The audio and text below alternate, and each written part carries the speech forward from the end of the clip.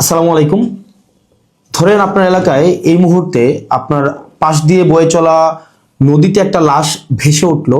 তখন আপনি তৎক্ষণাৎ পুলিশকে খবর দিলেন যে এই লাশটাকে উদ্ধার করার জন্য, যে এই লাশটা এসে উদ্ধার করে পোস্টমর্টেম করে যে আইনগত প্রক্রিয়া আছে সেগুলো মেনটেন করার জন্য পুলিশ আসলেন।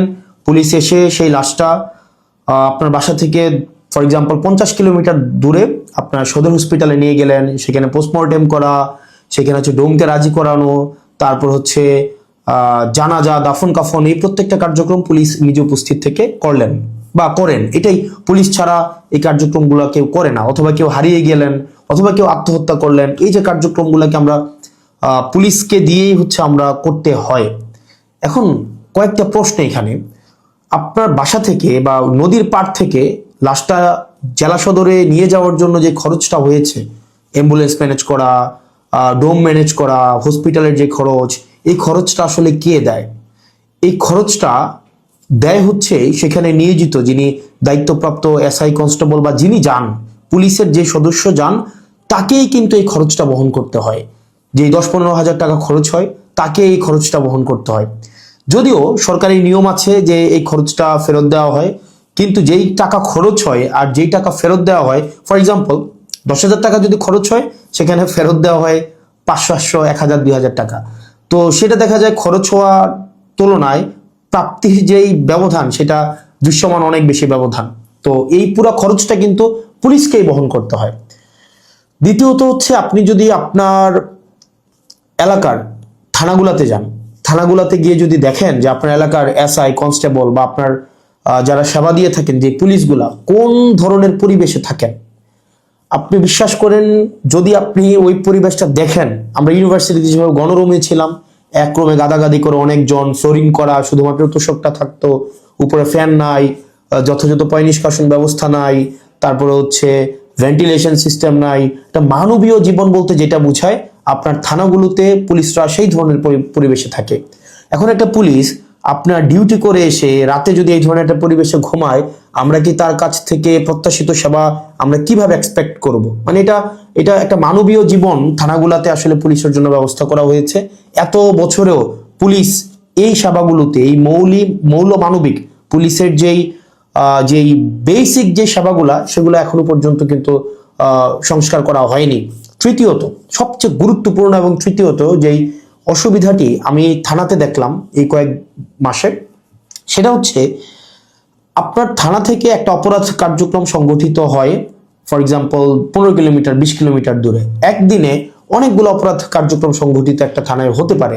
পারিবারিক কলহ, মাদকের সমস্যা, ছিনতাই, ডাকাতি, চুরি, একাধিক সমস্যা সেখানে ঘটতে পারে। এখন প্রশ্ন হচ্ছে, একটা থানায় যদি আমার 16-17টা ইউনিয়ন, 20টা ইউনিয়ন, কোনো কোনো জায়গায় তারও বেশি ইউনিয়ন, প্রত্যেকটা জায়গায় যদি কোনো ধরনের অপরাধ কার্যক্রম সংঘটিত হয়, ধরি 10টা জায়গায় সংঘটিত হইলো বা 5টা জায়গায় সংঘটিত হইলো, আমার এই 5টা জায়গায় কিন্তু তাৎক্ষণিক রেসপন্স করতে হয়।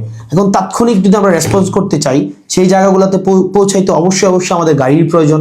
মানে গাড়ি ছাড়া পায়ে হেঁটে তো নিশ্চয়ই এই ধরনের কার্যক্রমগুলোতে কখনোই পুলিশ তড়িৎ কোনো সিদ্ধান্ত বা তড়িৎ কোনো অ্যাকশন নিতে পারে না। কিন্তু আপনি যদি থানাগুলো যান, দেখবেন কোনো থানায় 10টা গাড়ির প্রয়োজন, 6টা গাড়ির প্রয়োজন, সেখানে থানাকে দেওয়া হয়েছে 1টা গাড়ি, 2টা গাড়ি। এখন পুলিশ তার বাসায় বসে থাকে না। আপনি কল দিলেন যে এখানে ঝামেলা হয়েছে, মানুষ মারা গিয়েছে, চুরি হয়েছে, খুন হয়েছে, পুলিশ কিন্তু আসতে হয়। তাহলে পুলিশ কিভাবে আসে? পুলিশ দেখা যায় এটা ভ্যান ভাড়া করে, একটা অটো ভাড়া করে, অথবা দেখা যায় একটা লেগুনা ভাড়া করে, সেইটা করে কিন্তু তাকে যেতে হয়।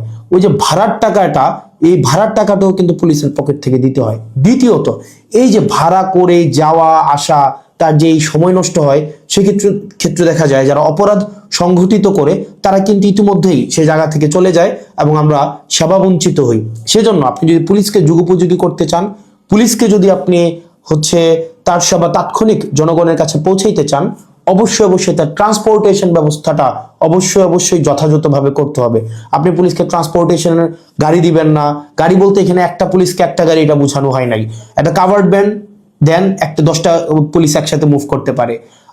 তারপর হচ্ছে একটা থানায় যদি আপনি 5টা 6টা গাড়ি দেন, তাহলে সেক্ষেত্রে কিন্তু ওই এলাকার অপরাধ কার্যক্রম অবশ্যই অবশ্যই দৃশ্যমান কমে আসবে, কারণ পুলিশ ইমিডিয়েট রেসপন্স করতে পারবে। কারণ পুলিশ যদি ইমিডিয়েট রেসপন্স করতে না পারে, অপরাধ সংঘটিত হয়ে যাওয়ার পরে যদি রেসপন্স করতে হয়, সেক্ষেত্রে দেখা যায় দিন শেষে অপরাধী কিন্তু পালিয়ে যায়। সেজন্য পুলিশের দক্ষতা, পুলিশের সেবা যদি আপনি জনগণের দ্বারগোড়া পৌঁছাতে চান, অবশ্যই অবশ্যই আপনার ট্রান্সপোর্টেশনের ব্যবস্থা উন্নতি করতে হবে।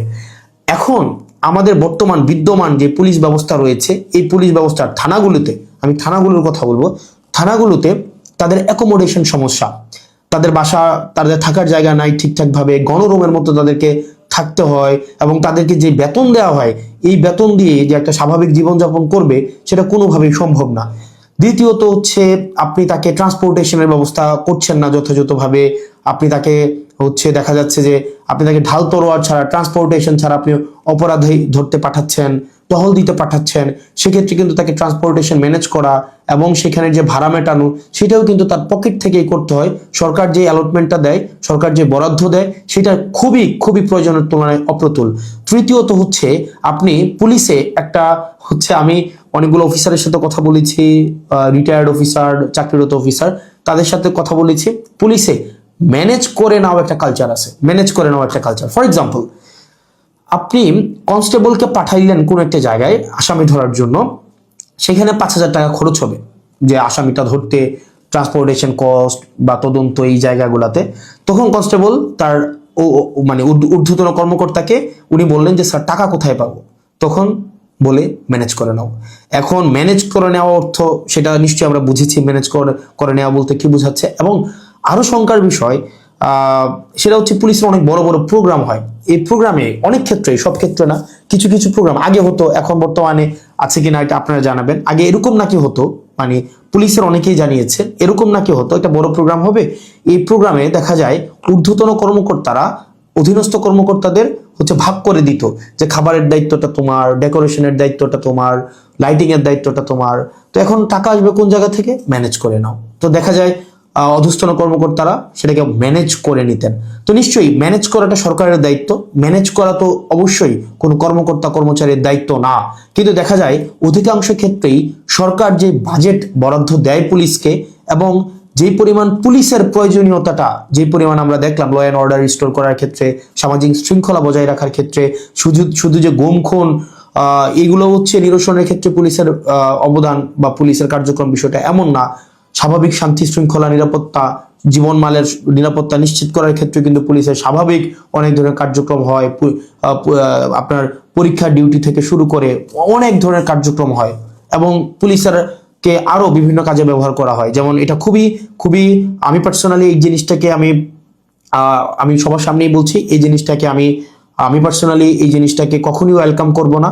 অপ্রয়োজনীয় প্রোটোকল দেওয়া, যে যদি এলাকায় এমপি যায়, পুলিশকে দেখা যায় প্রোটোকল দিতে, মানে অপ্রয়োজনীয়। দেখা যায় ওসিকে আমরা অতীতেও দেখেছি, ওসি সবসময় হচ্ছে আপনার এমপির সাথে সাথে থাকতে হয়, একটা থাকেই থানায় একটা গাড়ি। এখন একটা গাড়ি নিয়ে যদি আপনার ওসি বা অন্য কর্মকর্তারা আপনার এমপির সাথে সারাদিন ব্যাপী থাকতে হয়, যেখানে যায় সেখানে যেতে হয়, তাহলে ওসিও কিন্তু তার স্বাভাবিক থানা কার্যক্রম করতে পারে না, সাধারণ মানুষ সেবা বঞ্চিত হয়।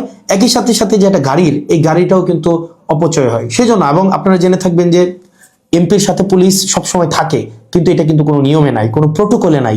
এমপির সাথে পুলিশ থাকবে, এটার কোনো প্রোটোকল নাই, কোনো প্রোটোকলেই নাই।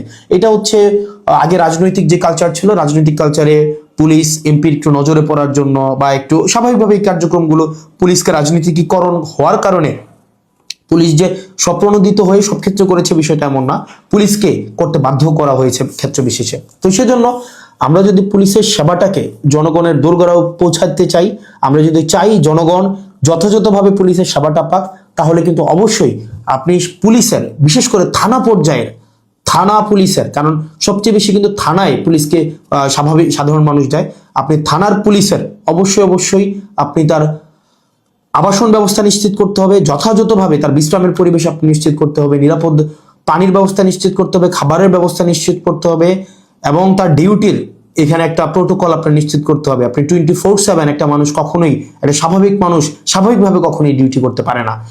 2 নম্বর বিষয় হচ্ছে ট্রান্সপোর্টেশনের ব্যবস্থাটাকে আপনি নিশ্চিত করতে হবে। একটা থানায় একটা গাড়ি দিয়ে একটা থানা কখনোই চলতে পারে না, 2টা গাড়ি দিয়ে একটা থানা কখনোই চলতে পারে না। আপনি পুলিশের উপর চাপিয়ে দিবেন যে ম্যানেজ করে নাও, ম্যানেজ করে নাও।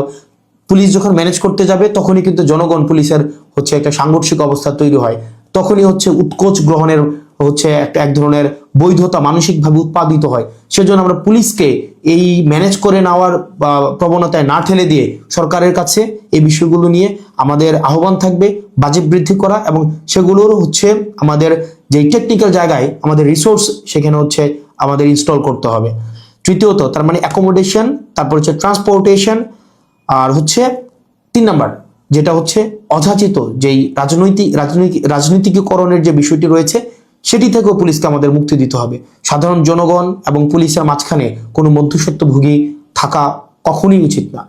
তো আমরা পুলিশের আমরা শুরু থেকে, আপনি যদি যান আমার টাইমলাইনে এখনো আছে যে অগাস্ট থেকে 2024 অগাস্ট থেকে পুলিশের যে টেকনিক্যাল হচ্ছে রিসোর্স ইনস্টল করা, তাদেরকে সেটাকে এনরিচ করা, পুলিশকে জনমুখী করা, রাজনৈতিক প্রভাবে বলের বাহিরে নিয়ে যাওয়া, তাদের আবাসন, স্বাস্থ্য, চিকিৎসা সেগুলো যেন যথাযথ হয় সেটি নিশ্চিত করা, তার পেশাদারি যে ব্যয় হয় সেই পেশাদারি ব্যয় যেন সরকারি খাত থেকে হয়, তাকে যেন সেটির জন্য ম্যানেজ করা কালচারে না যেতে হয়, সেটির জন্য কিন্তু আমরা গুরুত্ব দিচ্ছি। সেজন্য আমরা সংসদে এই বিষয়গুলো নিয়ে কথা বলবো যদি আল্লাহ সুযোগ করে দেয়, এবং যেহেতু সুযোগ করে দিয়েছে একই সাথে সাথে সরকারের কাছে বা মানুষের কাছেও যে এই যে পুলিশের, আমরা যে তৃণমূলের পুলিশের যে জটিলতাগুলো সেগুলো আমার কাছে মনে হয়েছে সবার জানা উচিত, যেহেতু থানাগুলোকে আমরা এখন খুব ক্লোজলি দেখছি, সেজন্য সবাইকে জানানো। আর পুলিশের প্রতি আমাদের সবসময় সংবেদনশীলতা রয়েছে, এবং আমরা চাই পুলিশ জনগণের হয়ে উঠুক, কোনো রাজনৈতিক দলের না, পুলিশ হয়ে উঠুক সবার।